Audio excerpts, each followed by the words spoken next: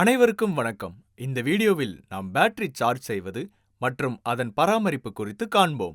இந்த பகுதியில் நிலையான வோல்டேஜ் அல்லது கான்ஸ்டன்ட் வோல்டேஜ் முறை குறித்து காண்போம். இந்த முறையின் பெயர் சூட்டுவது போலவே சார்ஜ் செய்யும் பொழுது வோல்டேஜ் நிலையாகவும் மின்சாரம் மாற்றத்தக்கதாகவும் இருக்கும். சார்ஜ் செய்யும் பொழுது முதலில் மின்சாரம் அதிகமாகவும் பேட்டரியின் வோல்டேஜ் அதிகரிக்க அதிகரிக்க மின்சாரம் குறைவாகவும் மாறும். எளிமையாக சொன்னால் பேட்டரி வோல்டேஜ் குறைவாக இருக்கும் பொழுது சார்ஜ் ஆகும். மின்சாரம் அதிகமாகவும் பேட்டரி வோல்டேஜ் அதிகரிக்கும் பொழுது மின்சாரம் குறைவாகவும் இருக்கும். இது எலக்ட்ரோடுகளை சேதப்படுத்தி பேட்டரியின் வெப்பத்தை அதிகரிக்கும். இதனால் பேட்டரியின் வாழ்நாள் குறைய வாய்ப்புள்ளது. இந்த சிவி சார்ஜிங் முறை வேகமாக சார்ஜ் செய்வதற்கு பயன்படும், ஆனால் இது பேட்டரியின் திறனை சேதப்படுத்தலாம். இந்த தீமைகளை குறைக்க மல்டி ஸ்டேஜ் வோல்டேஜ் சார்ஜிங் முறையை பயன்படுத்துவர். இங்கு வோல்டேஜ் மாற்றத்தை மின்தடை அல்லது ரியோஸ்டாட் மூலம் பேட்டரியின் சார்ஜிங் வோல்டேஜுக்கு இணையாக மாற்றுவார்கள். நீங்கள் பேட்டரியுடன் இணைந்திருக்கும் வோல்ட்மீட்டரில் வோல்டேஜை சரிபார்க்கலாம். நிலையான மின்சார முறை அல்லது கான்ஸ்டன்ட் கரண்ட் குறித்து காண்போம். இந்த முறையில் சார்ஜிங் செய்யும் பொழுது நிலையான மின்சாரம் செலுத்தப்படும். இதை தொடர் மின்சார சார்ஜிங் என்றழைப்பர். குறிப்பிட்ட அளவை அடைந்தவுடன் சார்ஜிங் நின்றுவிடும். தொடர்ந்து சார்ஜ் செய்வதால் பேட்டரியின் தட்டுகள் சேதமடைந்து அதன் வாழ்நாள் குறைய வாய்ப்புள்ளது. நிலையான வோல்டேஜ் சார்ஜிங் முறையை ஒப்பிடும் பொழுது இந்த முறை மிக குறைந்த நேரத்திலே பேட்டரி முழுமையாக சார்ஜ் செய்யும். குறைந்த சார்ஜிங் மின்சாரம் அதிக திறன் பயன்பாட்டை கொடுக்கும். ஒரு விளக்கு பேங்க் சர்க்கியூட்டை அதில் 5 விளக்குகளை ஒவ்வொன்றும் 200 வாட்ஸ் உடன் செய்ய வேண்டும். ஒவ்வொரு விளக்கும் அதற்கான சுவிட்ச் மூலம் கட்டுப்படுத்தப்படும். இப்பொழுது சார்ஜ் செய்ய வேண்டிய பேட்டரி ஒரு அம்மீட்டர் மற்றும் ஒன்றோடு ஒன்று அடுக்கியிருக்கும் விளக்குகளை ஒரு சுற்று முறையில் இணைக்க வேண்டும். பின்னர் வோல்ட் மீட்டர் அருகே அதற்கான வோல்டேஜை இணைத்து சார்ஜ் ஏறும் பொழுது அதன் வோல்டேஜ் அளவை கவனிக்க வேண்டும். சர்க்கியூட் ஆன் செய்யவும். விளக்கின் சுவிட்சுகளை ஆன் செய்து மின்சாரத்தின் மதிப்பை நிலையான மின்சார சார்ஜிங் முறையை அமைக்கவும். ஒவ்வொரு விளக்கும் 0.9 ஆம்பியர் மின்சாரத்தை கொண்டுள்ளது. எனவே நீங்கள் சிறு புள்ளி 9 ஆம்பியருக்கு பேட்டரியை சார்ஜ் செய்ய வேண்டுமென்றால் ஒரே ஒரு விளக்கை மட்டும் ஆன் செய்தால் போதும். இதே அதிகமாக பேட்டரி சார்ஜ் செய்ய வேண்டுமென்றால் அதிகமான விளக்குகளை ஆன் செய்தால் போதும். அம்மீட்டர் மூலம் சார்ஜ் ஆகும் மின்சாரத்தை கணக்கிட்டு வைத்துக் கொள்ளவும். இப்போது நாம் பேட்டரியின் பராமரிப்பு குறித்து காண்போம். பேட்டரிகளை பராமரிப்பது மிகவும் முக்கியம். அது நம்பகத்தன்மையை உறுதி செய்ய உதவும். சரியான இயக்கம் மற்றும் பராமரிப்பு நிலையில் இது பேட்டரியின் வாழ்நாளை 7 to 8 வருடங்கள் வரை அதிகரிக்கும். சரியான பராமரிப்பு இல்லாததால் பேட்டரிகளில் பல பிரச்சனைகள் வரும்.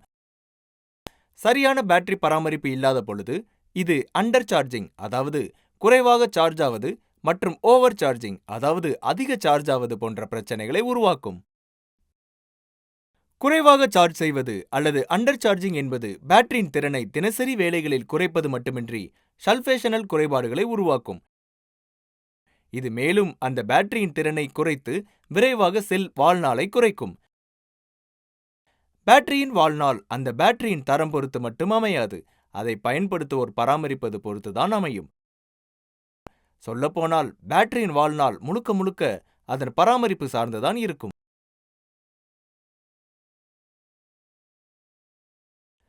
இப்பொழுது எப்படி பேட்டரியை பராமரிப்பது என்பது குறித்து காண்போம். 1. பேட்டரி சார்ஜ் அடைந்ததும் எலக்ட்ரோலைட்டில் இருக்கும் ஒரு சிறிய அளவு நீர் ஹைட்ரஜன் மற்றும் ஆக்சிஜனாக பிரியும். எனவே பேட்டரியில் சரியான நேரத்துக்கு ஏற்ப சரியான அளவு நீரை நிரப்புவது மிகவும் அவசியம். சரியான நேரத்தில் நீர் சேர்க்காவிட்டால் பேட்டரியின் எலக்ட்ரோலைட் நிலை கீழ்குறைந்து பேட்டரியின் உள்ளிருக்கும் வாயு அதிகரிக்க தொடங்கும். இது எரிவாயு கலவையை உருவாக்கக்கூடும்.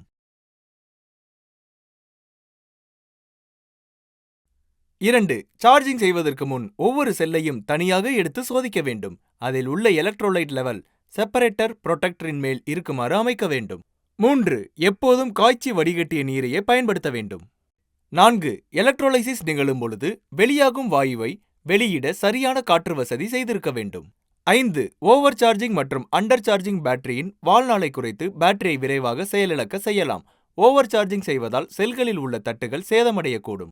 6. ஒரு செல்லின் வோல்டேஜ் 1.75 வோல்டேஜ் கீழ் குறையாமல் பார்த்துக் கொள்ள வேண்டும். பேட்டரியின் டிஸ்சார்ஜ் அளவு 80% அடைந்தவுடன் பேட்டரியை சார்ஜ் செய்ய வேண்டும். பேட்டரி சார்ஜரின் நேர்மறை மற்றும் எதிர்மறை முனைகளை பேட்டரியின் நேர்மறை மற்றும் எதிர்மறை இடங்களில் இணைக்க வேண்டும். பேட்டரி முழுமையாக சார்ஜ் அடைந்தவுடன் பேட்டரியிலிருந்து சார்ஜரை எடுத்துவிடவும். பேட்டரி மற்றும் அதன் சார்ஜரை அவ்வப்போது சோதனை செய்வது மிகவும் அவசியம். பேட்டரி அரிப்பை தவிர்க்க பேட்டரி முனைகளை அவ்வப்போது சுத்தப்படுத்தி கிரீஸ் மேலே பூச வேண்டும். லோடை பொறுத்து சரியான திறன் கொண்ட பேட்டரியை உபயோகிக்க வேண்டும். பேட்டரியின் மேல் புறத்தை எப்பொழுதும் சுத்தமாக மற்றும் உலர்தன்மையில் வைத்துக் கொள்ள வேண்டும். ஒவ்வொரு 3 மாதத்திற்கும் பேட்டரியின் செல், கவ்வி, முனை மற்றும் ட்ரேயை சுத்தப்படுத்த வேண்டும். பேட்டரியின் சேவையை ஒவ்வொரு 6 மாதத்திற்கும் ஒருமுறை பராமரிக்க வேண்டும். போர்வை அல்லது வேறு பொருட்களால் பேட்டரியை மூடி வைக்க கூடாது. பேட்டரியின் முனைகளை தொடுவது மின்சார ஷாக் உருவாக்கும். எனவே பேட்டரி முனைகள் உங்களுடனும் அல்லது வேறு பொருட்களுடன் தொடாதவாறு தனித்து வைக்க வேண்டும். பேட்டரி அருகில் தீப்பிடிக்கும் பொருட்கள் வைப்பதை தவிர்க்கவும். ஹைட்ரோமீட்டர் பயன்படுத்தி அவ்வப்போது எலக்ட்ரோலைட்டின் ஸ்பெசிபிக் கிராவிட்டி, அதாவது குறிப்பிட்ட ஈர்ப்பு சரிபார்த்து கொள்ளவும். என்ன ஸ்பெஷல் கிராவிட்டி ஒரு முழுமையான சார்ஜ் அடைந்த செல்லுக்கு 1.28 இலிருந்து 1.30 வரை இருக்கும்.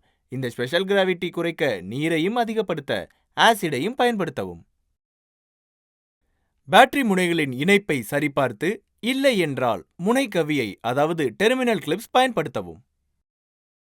சரியாக கையாளவில்லை என்றால் பேட்டரிகள் மிகவும் ஆபத்தாக கூடும். பேட்டரியில் குறிப்பிட்டு இருப்பது போல பாதுகாப்பான மற்றும் சரியான கையாளுதலை நிகழ்த்தவும்.